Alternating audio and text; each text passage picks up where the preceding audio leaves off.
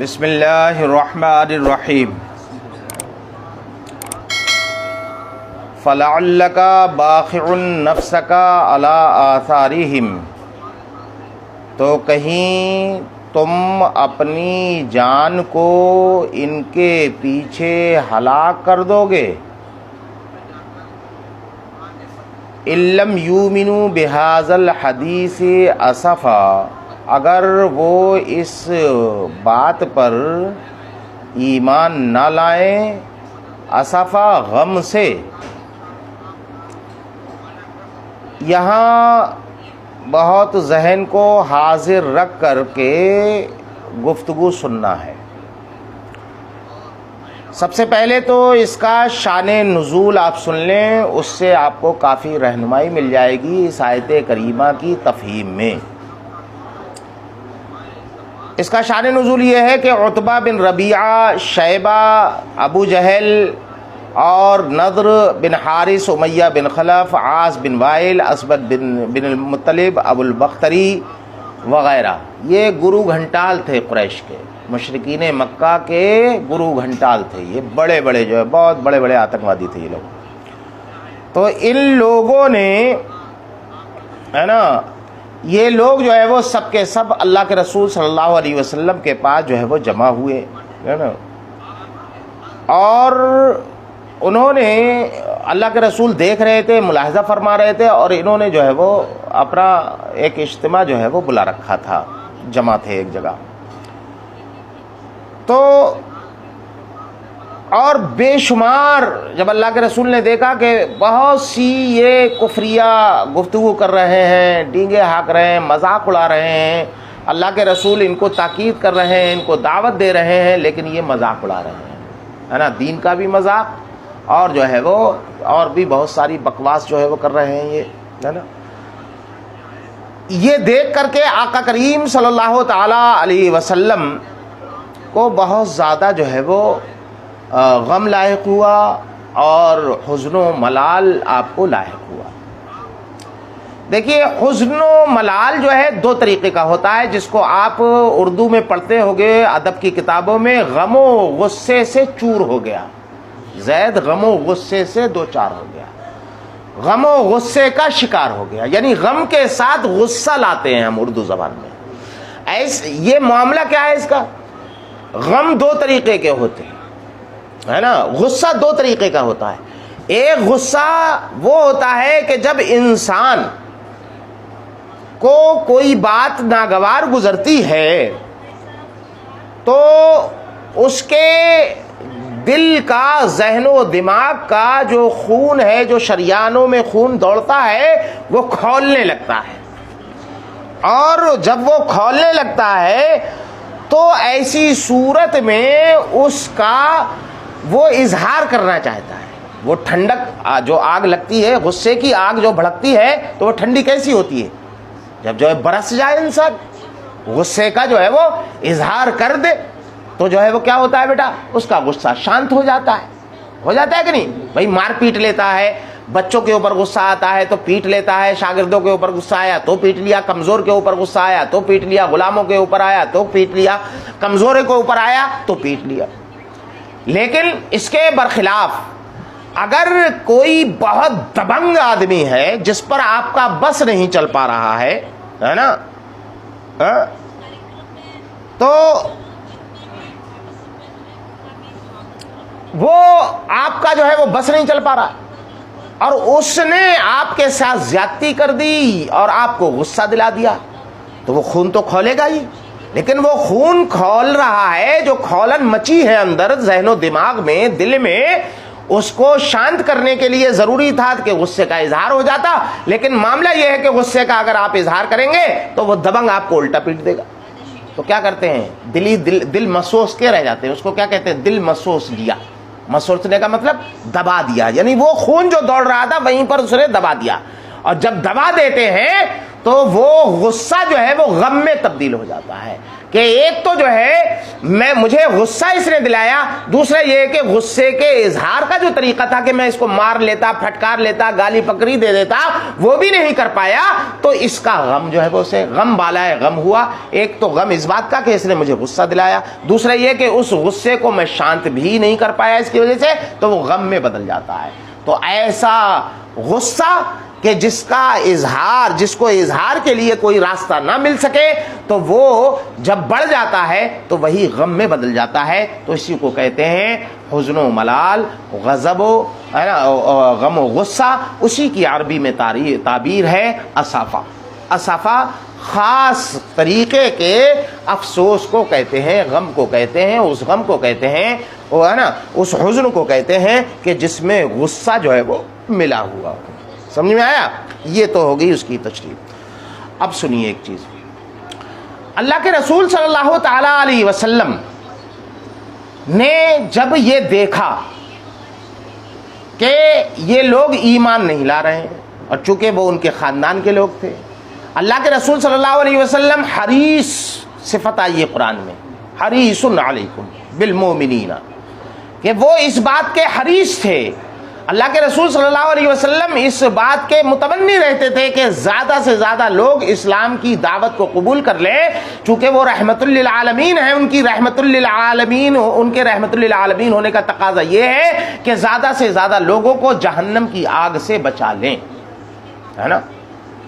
تو وہ محبوب رکھتے تھے اس بات کو کہ لوگ ایمان لائیں، لیکن جب ایمان نہیں لاتے تھے تو آپ کو بہت ہی غم لاحق ہوتا تھا، اور اتنا غم لاحق ہوتا تھا کہ ایسا لگتا تھا کہ آپ اس غم میں اپنے آپ کو ہلاک کر لیں گے، اپنی جان کھو دیں گے۔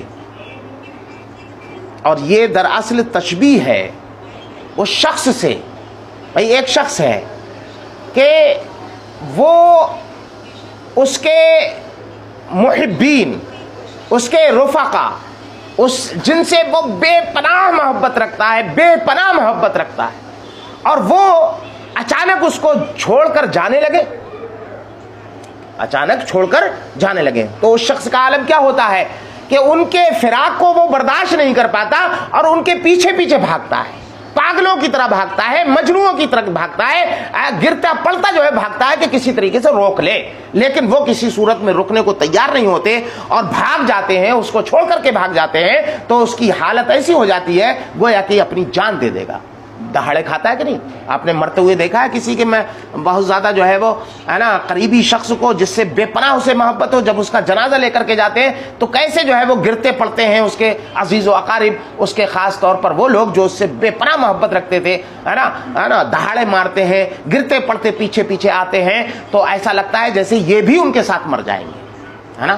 تو ایسا ایک شخص ہوتا ہے، تو اس شخص کا جو عالم ہے، اس شخص کی اس حالت سے تشبیہ دی گئی ہے اللہ کے رسول صلی اللہ تعالی علیہ وسلم کے اس معاملے کو، کہ جیسے وہ شخص ہے کہ جس کے محبین، جس کے عزیز و اقارب، جس کے احبہ اس کو چھوڑ کر کے جا رہے ہیں، اور اس کے فراق میں وہ شخص جو ہے وہ اپنی جان دینے پر جو ہے وہ آمادہ ہے۔ اسی طریقے سے آقا کریم صلی اللہ تعالی علیہ وسلم جب دیکھتے ہیں کہ میرے ارد گرد رہنے والے میری دعوت کو قبول نہیں کر رہے ہیں، ایمان قبول نہیں کر رہے ہیں، تو ان کو بھی ویسا ہی غم لاحق ہوتا ہے، فراق کا غم، کہ ارے یہ لوگ جو ہے وہ جہنم کی وادی میں چلے جائیں گے اور مجھ سے جدا ہو جائیں گے، میں جنت میں چلا جاؤں گا، یہ جہنم میں چلے جائیں گے۔ تو اس فراق میں اللہ کے رسول صلی اللہ تعالی علیہ وسلم کی حالت وہی ہوتی تھی جو اس شخص کی حالت ہوئی تھی۔ تو یہاں پر فَلَعَلَّكَ بَاخِعٌ نَفْسَكَ عَلَىٰ آثَارِهِم میں اسی بات، یہی جو ہے وہ تمثیل ہے، اس کو تمثیل کہتے ہیں۔ تمثیل اور استعارے میں فرق جانتے ہیں بیٹا؟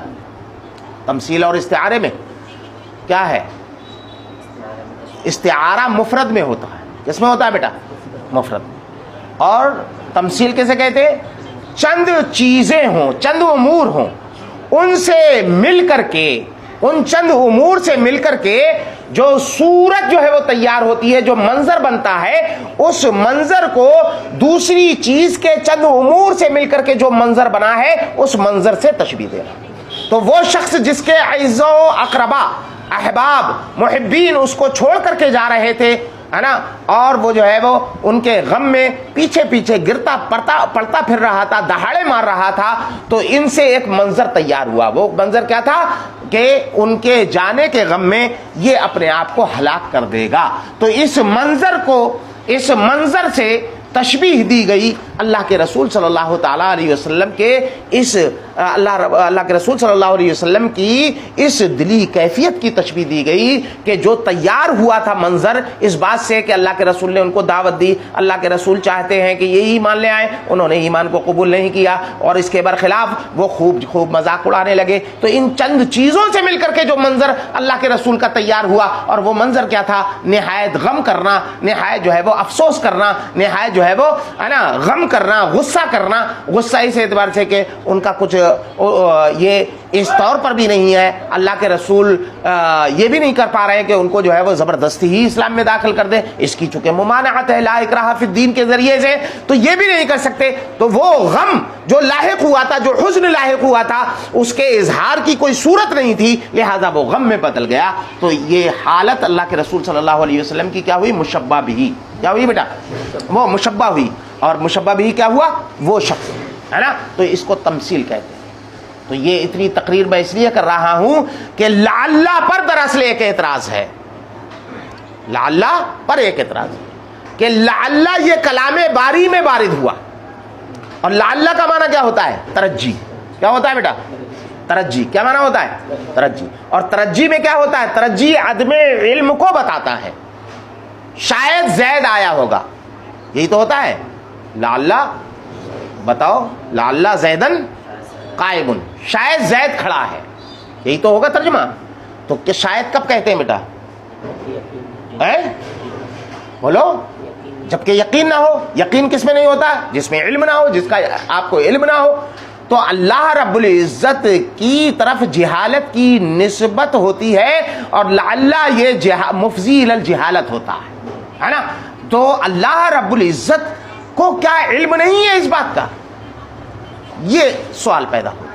تو اس وجہ سے کلام باری میں جہاں جہاں اللہ کی طرف منسوب ہو کر کے لعلہ آیا ہے، اس کی جو ہے وہ مختلف تفسیریں جو ہے وہ کی ہیں مفسرین کرام نے، کہ یہ تو یقینی ہے کہ یہ لعلہ اصل میں کلام باری میں جو اللہ کی طرف منسوب ہو کر کے آیا ہو، وہاں پر جو ہے وہ جب منسوب ہو اللہ کی طرف اس کی نسبت ہو، تو اس کا معنی جو ہے وہ ترجی نہیں ہوتا. یہ ترجی کے لیے نہیں ہوتا. کہیں جو ہے وہ کئی کے معنی میں آتا ہے، تاکہ کا معنی دیتا ہے، اور کہیں جو ہے وہ یہ تمثیل کو بیان کرنے کے لیے آتا ہے، اور کہیں یہ مخاطب کی ترجیح کے لیے ہوتا ہے.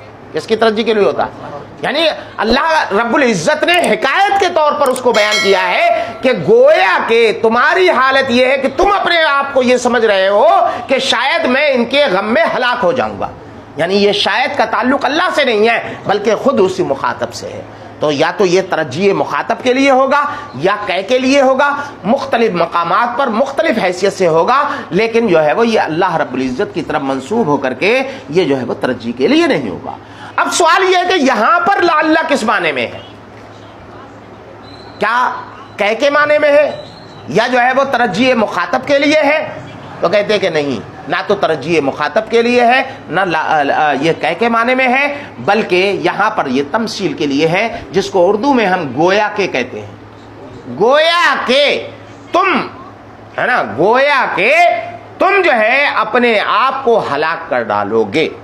اور یہ بھی اللہ کے رسول کے اعتبار سے کہ تم نے اپنی جو حالت بنا لی رکھی ہے اس کو دیکھ کر کے لوگ کہیں گے کہ آپ کی حالت ایسی ہے، یہ ایسا لگتا ہے گویا کہ یہ اپنے آپ کو ہلاک کر لیں گے، ہے نا. تو اللہ کے لیے نہیں ہے، یہ تمثیل کے لیے یہاں پر. اور تمثیل کیسے ہے میں بتا چکا.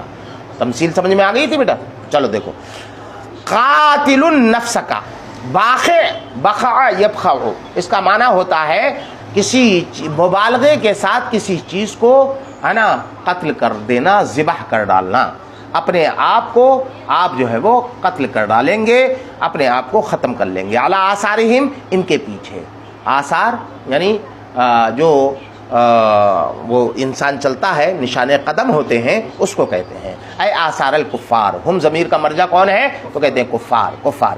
شبہہ وإیاہم، اللہ کے رسول صلی اللہ علیہ وسلم کو اور ان کو تشبیہ دی گئی ہے نا، تشبیہ دی ہے اس میں. کب؟ حینا تولوا عنہ، جس وقت یہ لوگ اللہ کے رسول سے اعراض کر کے واپس ہوئے، ولم یؤمنوا بہ، اور ایمان نہیں لائے، وما تداخلوہ من الاسو علی تولیہم، ہے نا، تو ان کے ہے نا واپس پلٹنے پر جو غم و غصہ اللہ کے رسول کے دل میں داخل ہوا ہے، اس حالت کو، ان تمام حالتوں سے جو منظر تیار ہوا ہے، اس منظر کو تشبیہ دی گئی ہے بے رجل، ایسے شخص سے فارقہ احبتہ، کہ جس کو ہے نا چھوڑ دیا ان کے جو ہے وہ احباب نے، فہو یتساقط حسرات علی آثارہم، تو ایسا شخص جو ہے وہ گرتا پڑتا ہے نا، اور جو ہے وہ حسرت و یاس میں گرفتار ہو کر کے گرتا پڑتا ہے ان کے نشان قدم پر، یعنی ان کے پیچھے پیچھے قدم کے نشانوں پر گرتا پڑتا ہوا بھاگتا ہے، وَيَبْخَعُ نَفْسَهُ، اور اپنی جان کو ہلاکت میں ڈالتا ہے، وَجْدًا عَلَيْهِمْ، ہے نا، ان پر ہے نا غم کرتے ہوئے، ان کا غم کرتے ہوئے، وَتَلَهُّفًا عَلَى فِرَاقِهِمْ، اور ان کے فراق پر حزن و ملال جو ہے وہ کرتے ہوئے، ہے نا، إِن لَمْ يُؤْمِنُوا بِهَذَا الْحَدِيثِ، اگر وہ ایمان نہ لائیں اس بات پر۔ بِهَذَا الْحَدِيث سے مراد کیا ہے؟ تو علامہ نصفی نے اس کا جواب دیا بالقرآن، قرآن پر۔ اسفا ہے نا، اسفا کا میں نے بتا دیا غم سے، اور یہ غم کون سا ہے؟ ایک مخصوص غم ہے جس میں غصہ ملا ہوا ہوتا ہے۔ تو سب سے پہلے تو اس کی نحوی حیثیت بیان کر رہے ہیں کہ اسفا دراصل ترکیب کے اعتبار سے کیا واقع ہے یہاں پر، تو اس کا جواب علامہ نصفی علیہ الرحمہ نے دیا کہ یہاں پر یہ مفعول لہو ہے غم کی وجہ سے۔ اسفن کیا ہے بیٹا؟ مفعول لہو ہے نا، ہاں۔ اے لفرط الحزنی، اسفا کا مطلب ہوتا ہے نا بے حد غم، بے حد حزن و ملال کی وجہ سے۔ والاسف المبالغہ فی الحزن والغضب، حزن اور غضب میں، غصے میں مبالغے کا معنی پیدا کرتا ہے۔ اسف جو ہے وہ مبالغے کا معنی پیدا کرتا ہے، یعنی بے حد غم و غصے کی وجہ سے آپ ان کے ایمان، قرآن پر ایمان نہ لانے کی وجہ سے ان کے پیچھے اپنے آپ کو ہلاک کر لیں گے، ہے نا، کیا کر لیں گے بیٹا؟ ہلاک کر لیں گے، سمجھے؟ اب ایک سوال اور جواب جس کا یہاں پر ذکر نہیں ہے، مفعول لہو بیٹا کس سے آتا ہے؟ بولو، مفعول لہو کا کوئی قاعدہ ہے نا؟ اپنے فعل ہی سے تو آئے گا۔ یہاں اسفا کا کوئی فعل مذکور ہے؟ بولو، ضربت زیدن ضربن آئے گا، ضربت زیدن قتلن تھوڑی آئے گا، کیا آئے گا؟ بولو، اپنے فعل سے آتا ہے۔ تو اسفن خلاف ہے نا اس کا مشتق من ہو، ہے نا، بخا تو نہیں ہے۔ پھر جو ہے وہ اسفن، یہ جو ہے وہ بخا سے کیسے جو ہے وہ آ گیا؟ تو اس کا جواب سنیے کہ واقع کے اندر جو حالت ہے وہ کس بنیاد پر ہے؟ وہ غم کی وجہ سے تو ہے، غم و غصہ کی وجہ سے ہے۔ غم و غصہ کرتے ہوئے اپنے آپ کو ہلاکت میں ڈال لو گے تو بقا کے اندر جو ہے وہ اسف کا معنی پایا جاتا تھا، اس وجہ سے مفعول مطلق اس کا اسف لایا گیا، ہے نا۔ یا یہ کہ یہاں پر جو ہے وہ ہے نا فعل محذوف ہے اور اس کا یہ مفعول لہو ہے، اور مفعول لہو یعنی جو ہے وہ مفعول لہو کا کبھی فعل اور فاعل جو ہے وہ حذف بھی ہوتا ہے، تو یہاں پر جو ہے وہ افسوس کرتے ہوئے، ہے نا، یہ فعل اور فاعل اس کا جو ہے وہ محذوف ہے۔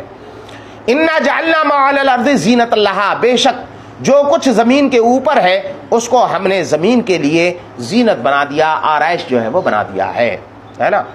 ما علی الارض یہ تو جو ہے وہ عام ہے نا، جو کچھ زمین پر ہے، تو زمین پر کچھ چیزیں وہ ہیں جو ہمارے لیے نفع بخش ہوتی ہیں اور کچھ چیزیں وہ ہیں جو ہمارے لیے نفع بخش نہیں ہوتی ہیں اور وہ زیب و زینت والی بھی نہیں ہوتی ہیں۔ جیسے کہ جو ہے وہ زمین پر کچھ گندگیاں بھی ہوتی ہیں تو وہ زمین کی زیب و زینت کہلائیں گی۔ تو اس کا جو ہے وہ جواب دیا کہ ما علی الارض یہاں پر عام نہیں ہے بلکہ جو ہے وہ خاص ہے، اور اس کی تخصیص کی ہے، اس کا جو مخصص ہے وہ زینت ہے، کہ زینت کے مطابق جو چیز ہوگی وہ ما علی الارض میں داخل ہے نا۔ تو اسی کو علامہ نصفی نے واضح کیا، اے ما یصلح ان یکون زینۃ اللہ، یعنی زمین پر وہ تمام چیزیں کہ جو زمین کی زیب و زینت بننے کی صلاحیت رکھتی ہوں وہ یہاں پر ما علی الارض میں مراد ہے، سمجھ آیا؟ ہاں۔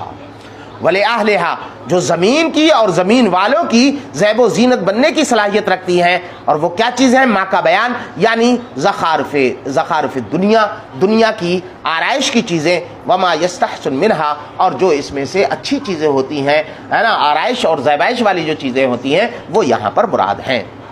تو کیوں بنایا ہے ان زیب و زینت کو؟ زمین پر جو نفع بخش چیزیں ہیں، زیب و زینت والی چیزیں ہیں، ان کو کیوں بنایا ہے؟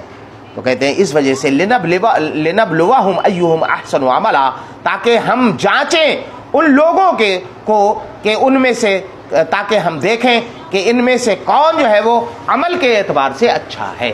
لنبلوہم ایہم احسن عملا، لنبلوہم لنعلمہم کے معنی میں، کس کے معنی میں بیٹا بولو؟ اور علم جو ہے یہ دو مفعولوں کو چاہتا ہے۔ کس کو چاہتا ہے؟ کس کو چاہتا ہے بیٹا؟ دو مفعول۔ ایہم، ایو مضاف، ہم ضمیر مضاف لے، مضاف مضاف لے سے مل کر کے کیا بنے گا؟ یہ مبتدا، اور احسن عملہ یہ جو ہے وہ اس کی خبر، مبتدا خبر سے مل کر کے جملہ بنے گا، اور یہ جملہ دو مفعول کے قائم مقام ہوتا ہے۔ جب جو ہے وہ علم، رویت وغیرہ کا مفعول جو ہے وہ جملے کی صورت میں ہو تو وہ دو مفعولوں کے قائم مقام ہوتا ہے۔ تو ایہم احسن عملا یہ دو مفعولوں کے قائم مقام ہیں۔ تو اب ایسی صورت میں حقیقت کے اعتبار سے ایہم احسن عملا یہ منصوب ہوں گے۔ کیا ہوں گے بیٹا؟ منصوب ہوں گے کہ نہیں؟ ایہم احسن عملا کا درجہ کیا ہوگا؟ نصب کا ہوگا، یہ منصوب ہوں گے۔ وحسن العمل ہے نا، الزہد فیہا، اور یہاں پر جو ہے وہ احسن عملہ جو کہا گیا ہے، حسن عمل اصل میں کیا ہے؟ تو اس حسن عمل کو بیان کرتے ہیں کہ دنیا کے اندر ہے نا حسن عمل یہ ہے کہ اس میں جو ہے وہ زہد و تقوی اختیار کیے جائے، اور اس میں بترک الاغترار اور بہا، اور دنیا کی جو چیزیں ہیں زیب و زینت والی، آرائش و زیبائش والی، ان پر ان کو دیکھ کر کے ان سے دھوکہ نہ کھا جائے، یہ جو ہے وہ مراد ہے کہ دنیا کی آرائش و زیبائش میں کے چکر میں پڑھ کر کے اللہ و رسول کو بھول جائیں، احکام الہیہ کو بھول جائیں، ایسا نہ کریں، اس سے دھوکہ نہ کھائیں۔ تو دھوکہ کھانا، اس کو جو ہے وہ اس کا ترک کرنا، دھوکے کا ترک کرنا، اس پر اترانا، یہ ترک کرنا، اور اس میں زہد و تقوی اختیار کرنا، یہ جو ہے وہ حسن عمل ہے نا۔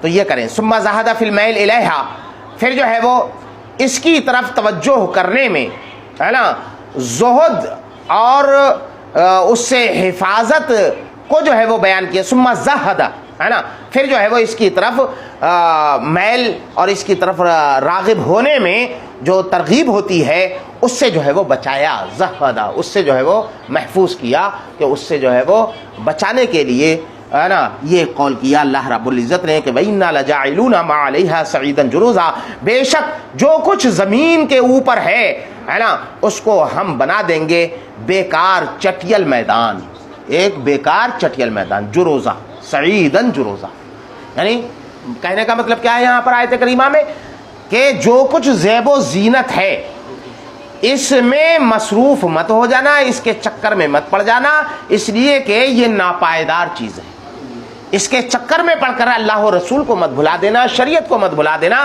اس لیے کہ یہ چیزیں چند روزہ ہیں اور ان کی کوئی عمر نہیں ہے، اور یہ تم دیکھ لو گے کہ ایک دن وہ آئے گا جب ہم اس کو بیکار چٹیل میدان کر دیں گے، کہ جو آج آرائش و زیبائش ہے اس میں، جو آج جو ہے وہ اس میں سرسبزی ہے، شادابگی ہے، یہ ساری کی ساری چیزیں ایک دن ختم ہو جائیں گی، اور جو چیز ناپائیدار ہو اس پر کبھی بھی بھروسہ نہیں کرنا چاہیے، یہ جو ہے وہ بتانا مقصود سمجھے۔ تو اسی کہا کہ من ہذہ زینہ ما علیہا، چونکہ مبہم ہے کہ جو کچھ اس کے اوپر ہے وہ کیا چیز ہے، زمین کے اوپر ہے، تو کہتے ہیں من ہذہ زینہ، یعنی یہ زیب و زینت کی جو چیزیں ہیں زمین کے اوپر ان کو ہم بنا دیں گے سعیدن، سعید کسے کہتے ہیں؟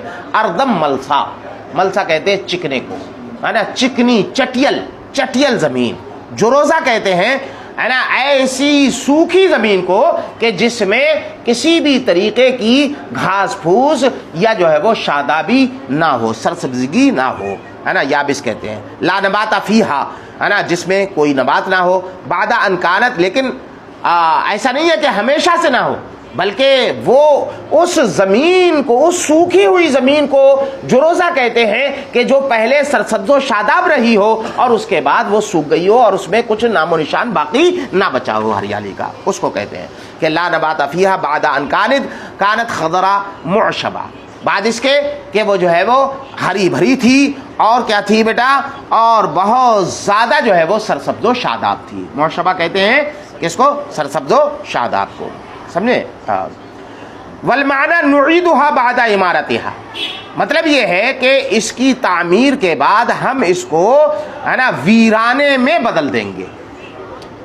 خرابہ، عمارت کہتے ہیں کس کو بیٹا؟ کسی چیز کی آبادی کو، اس کی آبادی کو ہم ویرانے میں بدل دیں گے۔ بے اماتت الحیوان، ہے نا، جتنے جاندار لوگ ہیں ان کو مار دیں گے۔ وتجفیف النبات، اور جو نباتات ہیں اس کو سکھا دیں گے۔ والاشجار، اور جو درخت ہیں ان کو سکھا دیں گے، وغیرہ ذالک، اس کے علاوہ اور بھی بہت سی چیزیں ہیں، یعنی جتنی بھی آرائش و زیبائش کی چیزیں ہیں ان سب کو ہم جو ہے وہ ویران کر دیں گے، ختم کر دیں گے۔ تو یہ وہ چیزیں ہیں جو چند روزہ ہیں، تو پھر جو ہے وہ ہم نے ان کو اس لیے تو ہے تمہارے سامنے پیدا کیا ہے، بنایا ہے، تاکہ ہم تمہارا امتحان لیں کہ تم میں سے کون جو ہے وہ اچھا عمل کرنے والا ہے، کون دنیا کے جھانسے میں نہیں آئے گا، اور کون اللہ و رسول کا دامن مضبوطی سے تھامے گا، اور کون نافرمانی کرے گا۔ اس کو ہم جو ہے وہ جاننے کے لیے ہم نے ایسا کیا ہے، سمجھ میں آیا؟ اور یہاں پر لنبلوہم لنختبرہم کے معنی میں ہے، یا ہم تمہارا ان کا امتحان لیں گے، ہے نا، اس لیے کہ آزمانا یہ جو ہے وہ یہ مفضی الی الجہالت ہوتا ہے، لیکن اللہ رب العزت کی طرف سے جب طرف یہ منسوب ہو تو اللہ رب العزت تو سب جو ہے وہ جانتا ہے۔ یہاں پر جو ہے وہ لنظہرہم کے معنی میں ہے، تاکہ ہم اس بات کو ظاہر کر دیں کہ تم میں سے کون جو ہے وہ نیک عمل والا ہے اور کون نافرمان ہے، کون مطیع ہے اور کون نافرمان ہے، اس کے معنی میں ہے۔